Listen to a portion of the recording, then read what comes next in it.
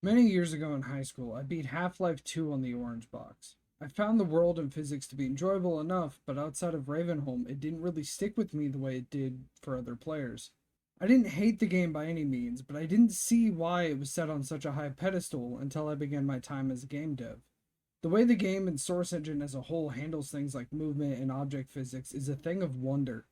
The Source Engine is the foundation of many of the games I love today, most notably Titanfall 2 and Apex Legends.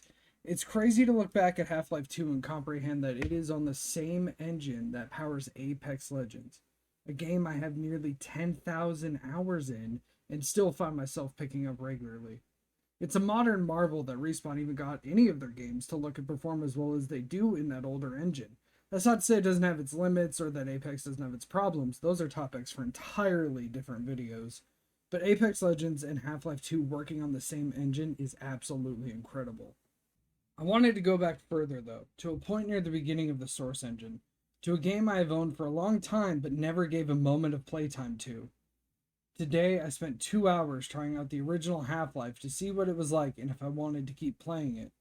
This won't be my typical review format as I didn't actually finish Half-Life, I merely tried it out.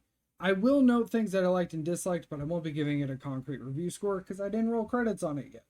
One thing I really didn't enjoy was how floaty the controls felt in Half-Life. I'm sure it was some sort of limitation at the time, but even with the reduction in input delay checked on, I felt like Gordon was on ice skates the entire time I was playing. I constantly slipped off ledges because this homie bought cheap Walmart shoes with no grip at the bottom. Like the store I exited next to a bit of water, I fell in this dirty poo water like 3 times trying to take the corner to go towards an enemy.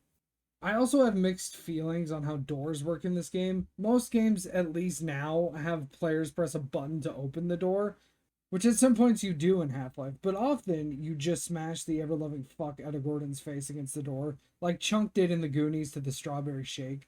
Does that joke still track? Is that movie too old to reference? I don't know. This game is more recent than that movie, so who cares? There's a lot to like when playing Half Life. It felt like it was a bit rage baity at times, but in a sort of odd positive way. Almost like the devs had a good laugh at knowing what some of this would do to players who, like myself, constantly fell and were stuck at low health. I can almost picture them seeing a clip and cackling like, look at this idiot. He popped out of a vent, got eviscerated by a turret. In reality, I think it's just the player being taught to be more patient and to treat navigation like a puzzle in and of itself, which I found fantastic, having to navigate the world and think about what could possibly actually be around the corner instead of just trying to rush from objective to objective without any real thought. Half Life really nails surprising the player with scares. In the first hour alone, there were several times the game made me jump, whether it was head crabs jumping out of somewhere, a turret slaughtering me as I came out of something, or something breaking through the environment. Half Life got me a few times. Speaking of, this game isn't tagged on Steam as horror, but I think it mixes sci fi and horror incredibly well. The way the devs use darkness to make the player question what could be an event or around a corner works in a way a lot of other games fail to accomplish. Even something as simple as the flashlight contributes to this. In most games, the flashlight feels like static, it kind of just paints the entire wall or whatever in a safe beam.